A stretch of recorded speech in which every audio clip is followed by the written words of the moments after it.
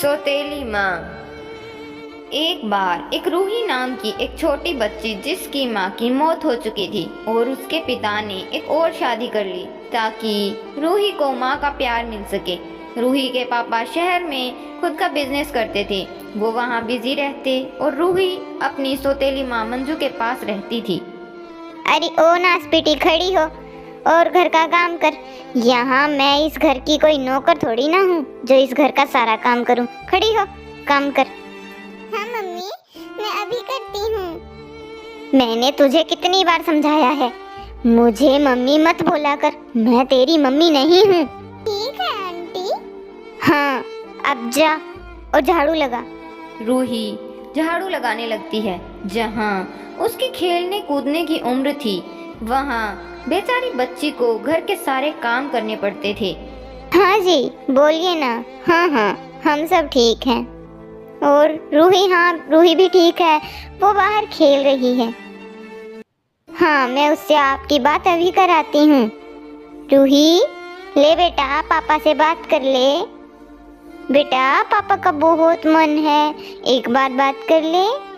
अजी देखिए ना, वो तो फोन ही नहीं ले रही, आजकल बहुत जिद्दी हो गई है।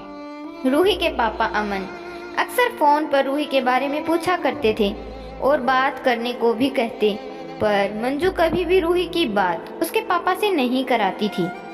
मंजू अक्सर रूही को काम अच्छे से ना करने पर डंडी से भी पिटा करती थी। मम्मी, आप मुझे छोड़कर क्यों चली गई?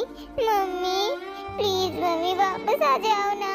मम्मी प्लीज, मम्मी आ जाओ। होती ना तो मुझे आप कितना प्यार करती। और ये दूसरी मम्मी मुझसे सारा काम कराती है और गुस्सा करती है, डंडे से भी मारती है, कभी प्यार भी नहीं करती। मम्मी। अरे ओ कलमुही, कल की बासी रोटी रखी है, वो खा लेना। बासी रोटी? आपने आज खाना बनाया था ना आंटी? हाँ बनाया था, पर तेरे लिए नहीं। कल रात की रोटी बची है, तू वही खा। क्या करेगी तू गर्मा गर्म खाना खाकर?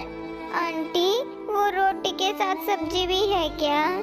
तुझे तो मैं बताती हूँ, तुझे रोटी के साथ सब्जी भी चाहिए? रुक जा, तुझे अभी देती हूँ। मंजू तभी एक डंडी से रूही को पीटती है और कहती है, सब्जी खाएगी? खा ले सब्जी। कैसी लगी, मजा आया ना? और खा, सब्जी खा तू आज। अब वो बासी रोटी तुझे खानी है तो खा, वरना मैं उसे भी बाहर कुत्ते को दे दूंगी। मंजू की बात सुनकर रूही वहाँ से चली जाती है और मंजू सो जाती है। मम्मी, मम्मी आप कहाँ हैं? मुझे भी अपने पास बुला लो ना मम्मी। यहाँ नहीं रहना मुझे। याद तो ये नहीं, मम्मी मुझसे सारा काम कराती है और फिर खाना भी नहीं देती। मैंने आपके जाने के बाद कभी अच्छा खाना नहीं खाया, कभी मेरा पेट भर के खाना नहीं खाया मैंने। मम्मी, ये मुझे बहुत मारती है, आप आ जाओ ना।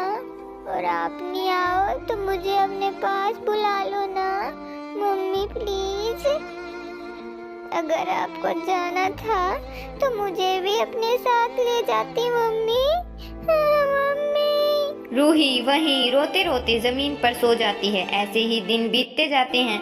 फिर एक दिन रूही के पापा अमन घर आने वाले थे और मंजू को ये बात पता थी।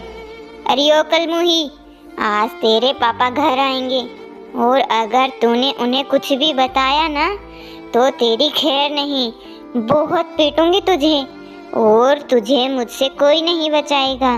ठीक है आंटी, मैं पापा को कुछ नहीं बताऊंगी। तभी अमन भी वहाँ आ जाता है। आ गए जी आप, बहुत दिनों बाद आए हैं। हाँ रूही, कैसी हो बेटा तुम? मुझसे कभी भी फोन पर बात क्यों नहीं करती थी?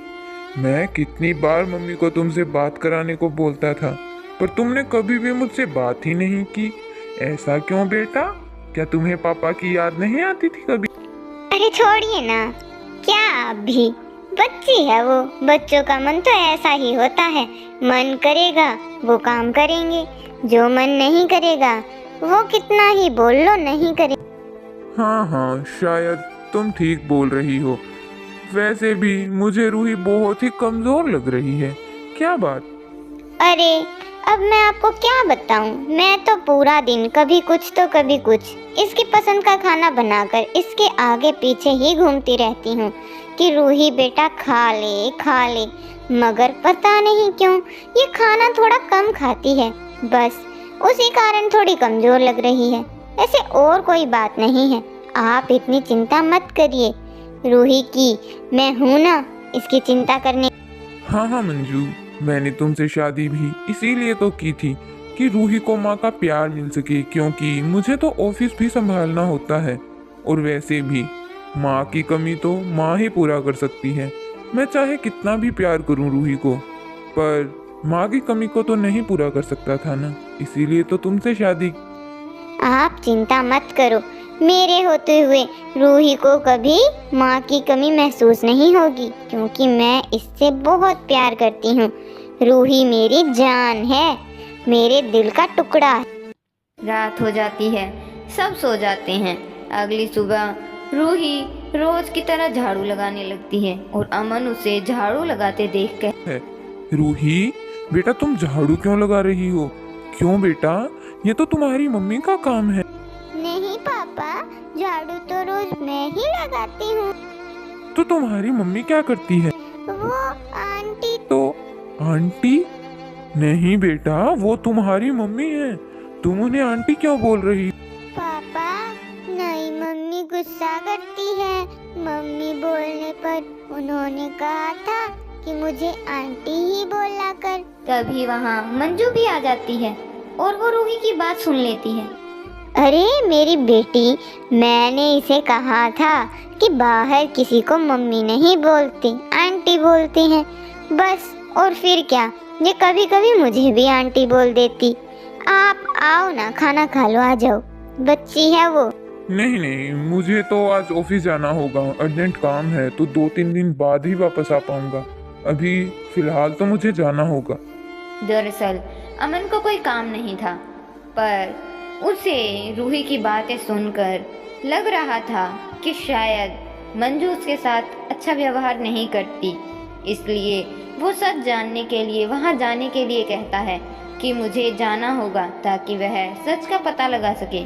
ठीक है रूही बेटा, मम्मी के पास रहना, अच्छे से, मम्मी को ज्यादा परेशान नहीं करना। नहीं, ये मुझे बिल्कुल परेशान नहीं करती। अमन घर से चला जाता है। अमन के जाने के बाद मंजू डंडे से रूही को पीटने लगती है। कल मुही अपने बाप को बताएगी कि मैंने तुझे कहा था आंटी बोलने को, मेरी शिकायत करेगी। आजा, तुझे अब बताती हूँ मैं, आगे से करना तू मेरी शिकायत। जब मंजू रूही को मार रही थी तभी अमन वापस आ जाता है और ये सब देख लेता है। मंजू, तुम्हारी हिम्मत कैसे हुई मेरी बेटी पर हाथ उठाने की? तुम्हें शर्म नहीं आती? मुझे लग ही रहा था कि कुछ गड़बड़ तो जरूर है, पर मैंने ये नहीं सोचा था कि तुम इतना गलत व्यवहार करती होगी मेरी बच्ची के साथ। क्या तुम्हें शर्म नहीं आई? तुमने तो हद पार कर दी। नहीं, वो ये रूही कोई बात नहीं मान रही थी ना, तब मैंने इसे मारा।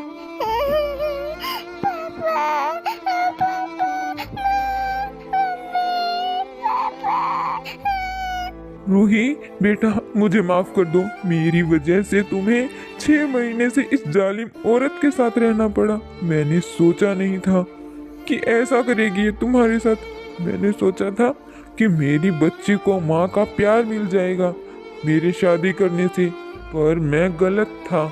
जाओ, निकल जाओ मेरे घर से। आज से मैं अपनी बच्ची को अपने साथ ही रखूंगा। तुम्हारी हमें कोई जरूरत नहीं है। चली जाओ मेरे घर से। नहीं जी, मुझे माफ कर दो, मुझसे गलती हो गई, माफ कर दो जी। चली जाओ यहाँ से और लौट कर कभी वापस मत आना। हमें तुम्हारी कोई जरूरत नहीं है। मैंने तुमसे शादी मेरी बच्ची के लिए की थी। जब तुमने उसके साथ ही ऐसा व्यवहार किया तो हम तुम्हारा यहाँ क्या करेंगे? चली जाओ यहाँ से, निकल जाओ। मैं अपनी बच्ची को खुद पाल लूंगा। अगर आपको हमारा ये वीडियो पसंद आया हो तो हमारे वीडियो को लाइक ज़रूर करना, हमारे चैनल को सब्सक्राइब करना और बेल आइकन को प्रेस करना बिल्कुल मत भूलना, और हमारे इस वीडियो को अपने दोस्तों के पास ज़रूर शेयर करना।